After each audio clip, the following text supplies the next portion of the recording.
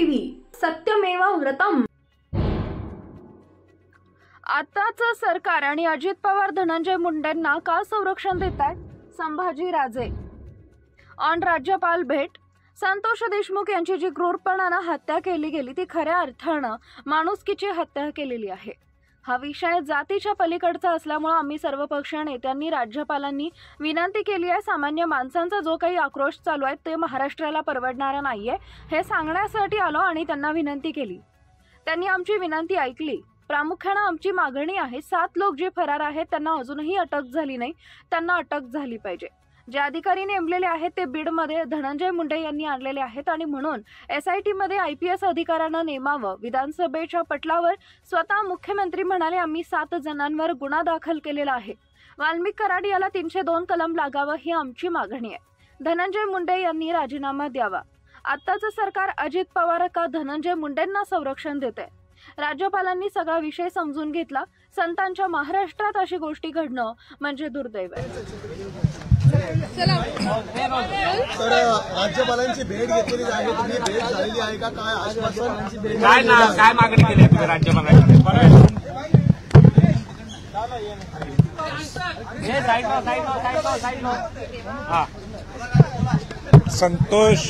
संतोष देशमुखांची क्रूर पद्धतीने जी हत्या केली आणि खऱ्या अर्थाने माणुसकीची हत्या केलेली आहे, हा विषय जातीच्या पलीकडचा विषय असल्यामुळं आम्ही सर्वजण सर्व पक्षीय यांनी राज्यपालांना विनंती केली की आम्हाला आज तुम्ही टाइम द्या। सामान्य माणसांचा आक्रोश काय नेमका महाराष्ट्रात चालू आहे आणि महाराष्ट्राला हे परवडणार नाही हे सांगण्यासाठी आम्ही त्यांना सगळ्या विनंती केली, ऐकण्यासाठी विनंती केली।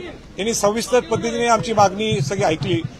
प्रामुख्याने आमचा हाच मुद्दा आहे की तुम्ही 7 जे फरार आहेत त्यातला एक अजूनही अटक झाला नाही, त्याला अटक करणं गरजेचं आहे। नंबर 2, जे अधिकारी नेमलेले हेच अधिकारी बीडला धनंजय मुंडेंनी आणलेले आहेत आणि म्हणून SITला चांगले अधिकारी, डायरेक्ट IPS अधिकारी कुमावत सारखे असतील, शाजी उमाप सारखे असतील, अशा लोकांना तिथं तुम्ही नेमावं आम्ही त्यांना विनंती केली।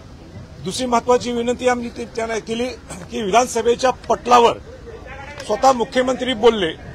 मुख्यमंत्र्यांनी काय सांगितलं की आम्ही 7 जणांच्यावर गुन्हा नोंद केलेलाच आहे आणि त्यालाच धरून तिने वाल्मिक कराड जो ह्या 7 जणांचा बॉस आहे त्याला सुद्धा स्वतः मुख्यमंत्र्यांनी कोट केलंय, पण त्याला जे कलम लावलेले हे कलम त्या कलमाच्या माध्यमातून लगेच बाहेर येणार, म्हणून त्याला सुद्धा 302 हे कलम लागावं यासाठी आमची विनंती होती। तिसरी विनंती सगळ्यात त्यांना आम्ही महत्वाची केली की या सगळ्यांचा बॉस कोण आहे?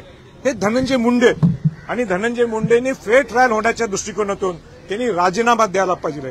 पूर्वी असेच अनेक प्रसंग निर्माण झाले होते, लोकांचा आक्रोश असताना त्यावेळी मग अंतोले साहेब असतील, लेट अंतोले साहेब असतील, तिथं RR आबा असतील, अशोकराव चव्हाण असतील, मनोहर जोशी साहेब असतील, या सगळ्यांनी सुद्धा त्यांनी राजीनामा दिला। मग क्लीन चिट झाल्यानंतर परत तेच प्रामुख्याने मोठ्या मोठ्या पदावर बसले। मग आताचं सरकार म्हणा किंवा अजितदादा म्हणा का संरक्षण द्यायला लागले धनंजय मुंडेंना?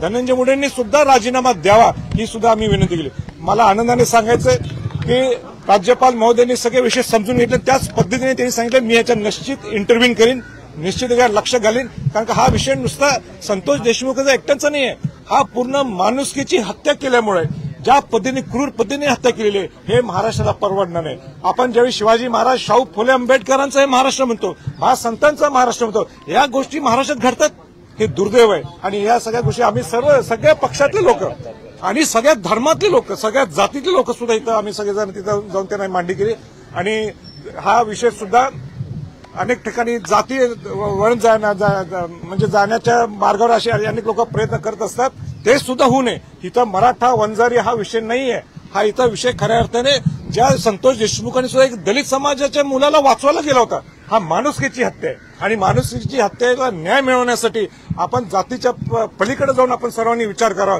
अशी माझी सर्वांना सुद्धा विनंती राहील। तसं आम्ही राज्यपालांना सुद्धा बोलून राज्यपालांनी सुद्धा हा मुद्दा बोलून दाखवला की हा महाराष्ट्र खऱ्या अर्थाने पुरोगामी विचारायचा आहे आणि महाराष्ट्राला खऱ्या अर्थाने तो शिवाजी महाराज, शाहू फुले आंबेडकर विचार जीवन ठेवायचा असेल तर जातीच्या पलीकडे सुद्धा हा विचार करणं गरजेचं आहे असं त्यांनी आम्हाला शब्द दिला। जरांगे पाटील कायदा हातात घेण्याची भाषा बाकी सगळे बोलतात.